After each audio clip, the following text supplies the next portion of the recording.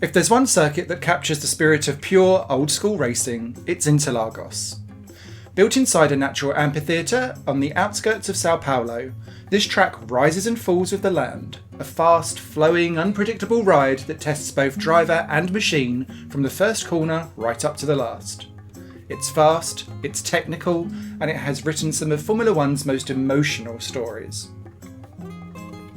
The same Interlagos means between the lakes, and that geography defines everything about it. Unlike the flat modern circuits of today, Interlagos follows the natural contours of that terrain. The result is a rhythm that feels alive, with long, sweeping curves, sudden dips, and short climbs that link together to contain one continuous flow. From the very first turn, the iconic Senna S, the challenge begins. Down through the Curva do Sol and onto the Reta Oposta, cars reach top speeds before heading back uphill into the tight, twisting infield section. It's a circuit that never really gives you a moment to rest, always changing direction, elevation and grip.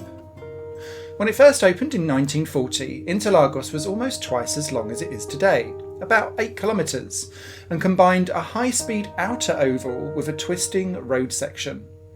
The start-finish straight and the final kink, still in use today, were part of that original oval. Over the decades, the infield evolved, and in the early 1990s the layout was shortened to the 4.3 kilometre version that we all know today. Parts of the old circuit still exist, although they're no longer used for racing, quietly preserving the past. Interestingly, some sections like Curva do Sol and Reta Oposta are still in use, but they're being ran in the opposite direction.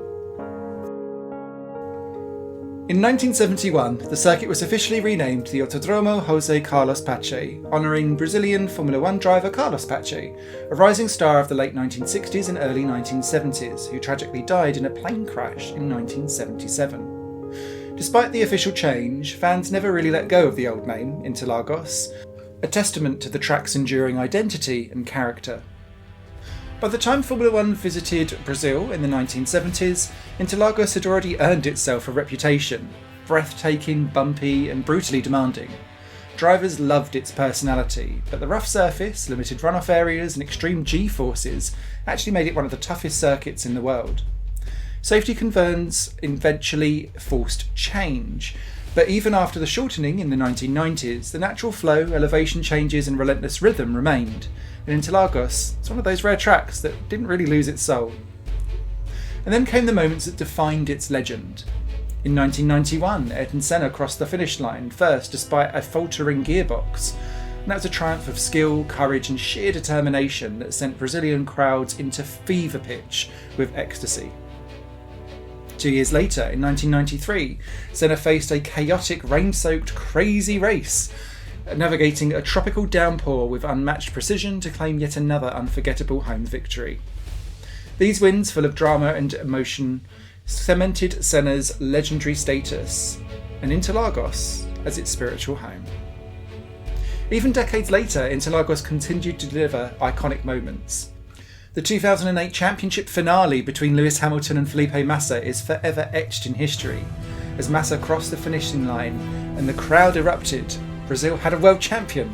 But seconds later, in the rain-soaked finale corners, Hamilton passed Timo Glock to snatch the title by just a single point. Is that Glock? We all chime along. Heartbreak and triumph, all in 39 seconds, the kind of story that only Interlagos could tell. Today, Interlagos remains one of Formula One's most beloved circuits, short, challenging and overflowing with atmosphere. The grandstands shake with passion and fans are among its loudest and most emotional in the world. In an era of smooth, clinical tracks, Interlagos is beautifully imperfect, and it's exactly what makes it special. So what do you think? Formula One should keep racing at the old school circuits like Interlagos, making them raw, bumpy and full of character? Or should we move on to safer, more modern designs? Let us know your thoughts down in the comments below. I know where I am on this one. Interlagos is possibly my favourite circuit. Be kind in the comments, please. And if you enjoy this journey through one of racing's most iconic roller coasters, please subscribe to Circuits of the Past. Click on that notification bell and don't forget to visit circuitsofthepast.com to download your free ebook, 7 abandoned racetracks that you can visit legally. Because history isn't just in the past, it's alive in every corner.